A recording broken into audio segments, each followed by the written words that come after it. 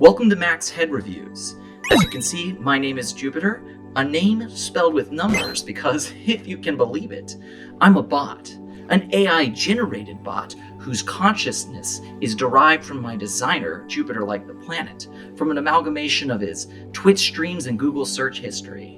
And the lecherous things this guy looks at that'll shock you to the core. There's this one website called Gord's Wish. All right, my lips are sealed. Perhaps one thing that he wouldn't mind me disclosing is one site in particular, Utopia District.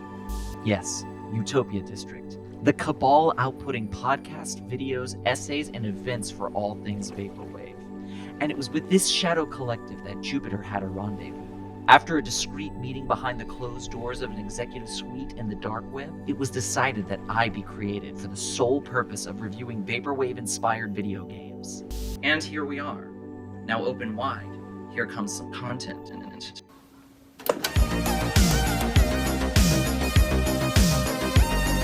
Max Head Reviews.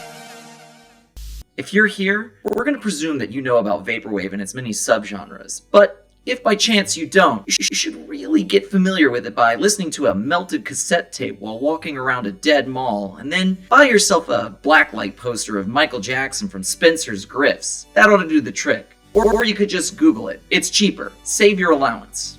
Vaporwave has been going on about 10 years strong at this point, and now the sardonic take on capitalism has come full circle. I'm sad. We've mocked consumer culture only to scarf it down hard as soon as they could put a price tag on it. We've got Vaporwave shirts, phone cases, duvets, and, because nothing is sacred in this capitalist dystopia, they even got to candles. How the candle industry could be bought off by big Vaporwave lobbyists, I'll never understand. However, what I can understand is the genre's venture into the sphere of video games. It's a natural marriage, much like peanut butter and jelly or toothpaste and orange juice, considering just how much of the aesthetic is lifted from 90s console and PC gaming. I've seen it argued whether Vaporwave is a music genre first, or an aesthetic with a soundtrack. And Broken Reality is a perfect illustration of this. One bite into this game and you immediately feel the sugar rush. You begin on a Romanesque gazebo surrounded by neon palms and everything appears turned up on purple lean. But right behind you, looming like a specter, is a sliver of a dilapidated room. Ugh, the virgin life. Can't have any of that. And with one click from your liker, you enter the forum world of Natum. It's a solid setup of what to expect to get out of the world they thrust upon us, because the environment here gets top billing. The inner space of Natum is an escape, albeit one that looks like the set of Clarissa Explains It All collapsed onto an Angel Fire page.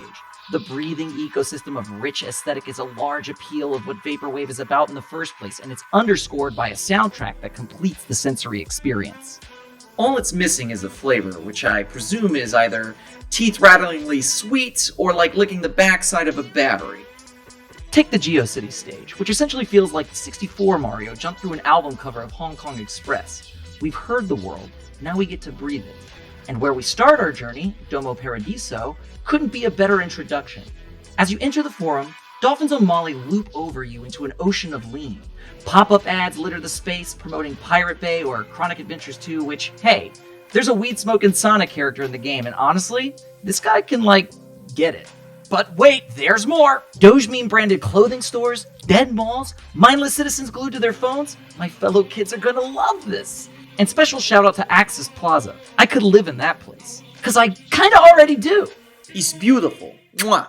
At the end of the day, it's a game about the experience rather than the gameplay. They draw a line in the sand. Embrace meme or die virgin. So listen up, gamer. If you're looking for more action than Cuck of Duty, this ain't it. But yeah, let's talk about what you do in the game. You traverse a world run on a cloud economy, being given a series of quests to amass likes in order to access different parts of a level and progress through the game.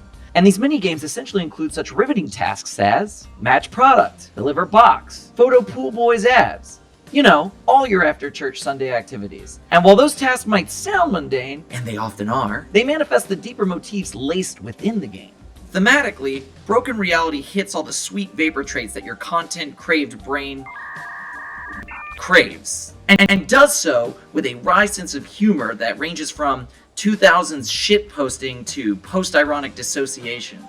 One quest in the seedy underbelly of GeoCities has you illegally download a car, which seems like a great nod to those dumb anti-pirating ads. You wouldn't download a car. What? Yes, I would. Boing. The overarching objective that gaining likes means game progression is an impeccable mirror lifted right into the face of society. That's right. Shots fired, society. All the while, users even inside of the VR world of Natum can't even bother to look up from their phone while spouting out message board platitudes. Which may explain the volatile user base, which according to this wall, explains the never-ending cycle of competitive samsara the forum finds itself in. Any new format that comes into existence begins a tribal warfare that essentially nukes the boards, and they begin afresh until new formats arise and bring forth another Armageddon. If this sounds familiar, that's because it's the plot of every Tumblr fanfiction community. And many of the quests build clout through insatiable consumerism, only to be ranked according to how well you spend. Oh, you can only match a couple of items? You're a smooth-brained amateur. But make Chad strides with that credit card and bam! Floral shopper. Papa Capitalism now lets you sit on the right side of his arches. Now you might be asking yourself, hey, aren't video games supposed to be an escape from this boring dystopia? To which I say, hey, didn't you see all the colors? In case you didn't get the memo. Color equals fun. And at this point, I've been pretty nice about the game. To reiterate, Broken Reality is more or less about enjoying the exploration, the experience, its themes, whereas the gameplay here, it more or less serves as a motivator to venture forth into the environment, giving you something to do in what feels more like an artistic immersion. So yeah, I enjoyed the witty comments, meme references, the views, and yes, I get that perhaps many tasks are mundane to illustrate the post-ironic cynicism of late-stage capitalism. But it's still a game. Yeah, I've got my gripes. Like, if it's supposed to be a chill experience, then why does one game have me doing a quest where I'm doing math? It's not hard math, but I don't feel like doing that. That's not this game. If I'm playing this game, I'm stoned and wanting to giggle like an idiot at the pretty pictures. Alright, okay. That point is petty, but trust me, I'm building up to something here. And then there are some tasks where they switch to a more intense level of gameplay, like multi-tap web slinging with your hook shot that has to be more accurately timed than the reticle is actually really good at achieving, so it's more frustrating than it is fun. Oh yeah, you get a hook shot essentially, it's a little mouse pointer thing. Let's talk about these tools. With the tools you get, they often come out feeling more like novelty items. Like, you get this badass katana and what? It only cuts ads? Word? Like, it's not even a challenge to cut through them. It's not a challenge to find them. You slice them and then you get some likes. So the sword, it just feels like, I don't know, just a monotonous thing. An unnecessary step to create the illusion of playing a game. Like, what was the pitch here? Okay, so we've got some pretty pictures, but now we need something for the players to do. Sword. Well, there's not really any enemies in the game. Guy hold sword, guy fling sword, sword make game. Yeah? That's not really... Yeah! Was a fun game, right? If your dad wasn't the primary angel investor in this company, we'd fire you. If my dad wasn't an angel investor, I'd be kicked out of a lot of companies, all right? Now ship it. Honestly, I put more effort into talking about this item than they put into making it versatile. And for the credit card, as I mentioned earlier, there's shopping quests where you gotta buy the item that matches the product they show you. Okay, cool. You gotta be a good little consumer and buy. Shut up and take my money. Love it. Once. But you do it several times. Sometimes on the same level. It's like, sure, yeah, life is a mundane cycle of running from one shopping mall to the next. Haha, that's a fun joke, but I'm laughing less every time. Now, is it genius to feel an increasing sense of ennui? I'll leave that question to the philosophy majors. But me? I'm gamer. I want to drink my Monster and rage at 12-year-olds. Let me throw the game a bone, though, and say that the camera was a fun tool. Not for its function, which is to build clout by snapping camera icons in the wild. Settle down, I know that's thrilling. But what I appreciate is its latent ability in relishing the surroundings around you. Alright, that's enough compliments. Now let's get back to tearing the game apart. It's fun to use these tools as a way to navigate and traverse the world, but so many times I found myself feeling like the game could have given me more guidance. It's never a great sign when you're constantly repeating, guys, I don't know where to go. Yeah, okay, I don't know where the fuck to go. A little guidance wouldn't hurt. See, that's what I'm saying. Now I don't know where to go. Come on. Is this a dead end? Because you gotta guide me a little. I guess I have to go back, but I don't know. Okay, where do I go now, though? Just get me the fuck out of here. Where do I gotta go? My least favorite thing in games is when you just don't know where to go next. A little guidance would be nice. Okay, but seriously, where do I go? Just throw some hints out, please. Okay, even just a small but direct clue, like where I'm going or who to talk to. Look, you get what seems like clear directions, like, now bring me a picture of the moon from the highest place.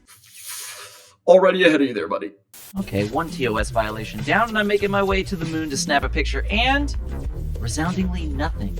Seriously, a little help here, guys? I can't tell you how many times I came to the same spot to look at the goddamn moon for no progress to be made. It's a good looking moon though. Handsome boy for sure. Yes! Okay, actually, you know what? It turns out that I'm just a stoned idiot. Okay, but you gotta trust me. There are times where you are just stuck dawdling. The Aquanet and the boat are the best examples of this. You can easily overlook an area you haven't checked, or maybe you just didn't talk to the right person, or maybe even you're supposed to check back in with a character and it isn't immediately apparent you should. Like when you've met the requirements of a task, they don't always let you know. Or rather, it's inconsistent. When I take a picture of the moon, I get a Technicolor message that says, yeah, with some affirming music. I serve or collect the right amount of drinks? Nothing. You gotta check the quest log. Oh, I got the 8 bar items? Okay, sure. I see I have it here. But in some cases, like in the Aquanet, I won't even remember who's given me that quest and I have to meander around to find the NPC who gave it to me. I think at one time it was the Michael Jackson guy, you know, the fisherman. But Jesus, it had been so long I'd forgotten. And that MJ face is not to be forgotten. The kids at Neverland Ranch will attest to that. So when you are stuck and you don't know what you're doing, the levels are expansive enough where it seems tedious to run from one end to the other, but small enough where the scenery becomes repetitive. It feels like a giant time waster. I'd feel those tufts of hot air push forth from my nose as I threw a hand up saying, what am I doing? Is this game? It don't feel like game. But if I were looking for high impact thrills, then I've come to the wrong place. I guess I'm just supposed to feel bored and dissociated at the end of the day and just call it art. Pardon, but as the artistic game developer, you're supposed to be frustrated. That's part of the experience. Wow. Somebody get the president on the phone and tell him that we found our new secretary of freaking my mind. Honestly, I'd forgive a lot of the above if there weren't some off-putting designs or bugs. I mean, some of them are small, like there's this one time in the game where you walk into the hyperbolic time chamber from DBZ, where you can speak to a porcelain plate-looking character named Error, who gives a moderate to little exposition, but hey, she's there, right? However, in a game bent on exploration, you're gonna want to poke around in that room for a bit, and what it is just vast whiteness, and so you think maybe they'll put something in there, or maybe there'll be something to find in there, even like a little Easter egg, but there isn't. Oh my god, that is so uninteresting. Is there a greater crime than being boring? And look, if you go behind the entrance, you can't see it anymore. I walked far into the yonder and spent like 8 minutes trying to get back out. I would have restarted the game, but I hadn't saved it after a milestone moment, so I had to stick it out. I wasn't mad, just disappointed. However, in a game like Broken Reality, there are going to be glitchy things as part of the set decoration, or gameplay even. That's why when this bug, the one really irritating bug that straight ruined my game run, occurred, I didn't even think twice when it happened. In the GeoCities level, you collect trash to throw in bins, which gives you money, which is used to get you out of debt. It quickly becomes routine to pick one up as you see it and, give it a toss. But then this happens. Let's go. Whoa, what the fuck is this? Whoa, what the fuck was this? I don't even think twice about this. I mean, why would I? I mean, I'm a little bit incredulous when it happens, but I think it's part of the gameplay. There was a part of the stage that made me think I could get over there via hook shot, but I wasn't dexterous enough and thought, okay, this must be how the player can access the location. So I proceeded to journey through this part of the map and do some quests like, you guessed it, more shopping, but with a bit more difficulty. However, once I cleared the stores and got back on the other side of the level, I spent well over an hour trying to figure out what to do next. Well, I looked into the Steam threads, and it turns out that this is a known issue that several people have reported. That soda can, as you can already tell, is a bug that puts you ahead of story progression. And if you haven't completed previous quests to earn a bullet time credit card, then you probably didn't get the earning streak that increases your bag and puts you at the necessary dollar amount to progress to the next level. You can't move on. The dev recommends starting over. And I'll be frank, I don't think it's worth it. I mean, the first go around, that was good enough for me. I'm in great shape. I don't need the extra laps. I ended up watching Let's Plays of Broken Reality on other people's channels, like Brutal Moose's, and it didn't seem like there was much more to go, nor was there really anything much more interesting to see. There's like a cool ending visualizer, and then you return to a room that looks like the murderer's house from Season 1 of True Detective. It's about what I'd imagine the game would end like. Life is boring, the end. I knew that after turning 25, but I appreciate the message nonetheless. But let's not get it wrong. I did enjoy the game. A lot, in fact. You know, I still found its biting humor worthy of a few lulls, albeit the kind that you type out while remaining straight-faced IRL. Look, the game understands the Vaporwave brand, and if you're on board with that, it's going to carry your enjoyment about 90% of the way through it. I absolutely would recommend it to fans. And if you aren't a Vaporwave fan, I'd still recommend at least playing the first level. Broken Reality elicits the necessary angst and detachment needed to enjoy the experience. Now, I know I've got to stop beating this horse because it's already dead, but the game does have a damn fine visual landscape. And I think, much like reviews, a game can still be good in spite of its What's up, nerds? I hope you enjoyed that episode of Max Head Reviews. Hoping to make a few more of these. If there's a Vaporwave game or a Synthwave game, I'm gonna try and cover it. Hopefully I'll be doing more collaborations as well with Utopia District, and you'll find me there. You'll see that more on my channel, Jupiter Like the Planet. I'll also be doing Let's Plays on my Twitch channel, that's Jupiter Like the Planet, and then I'll probably upload those to another channel, Jupiter Like the Planet Plays or Streams. We'll see, whatever we name it. But in the future, it'll be right over there, somewhere you can click. You know what I'm saying? All right. Enjoy it. I love you guys. Good night. Mwah.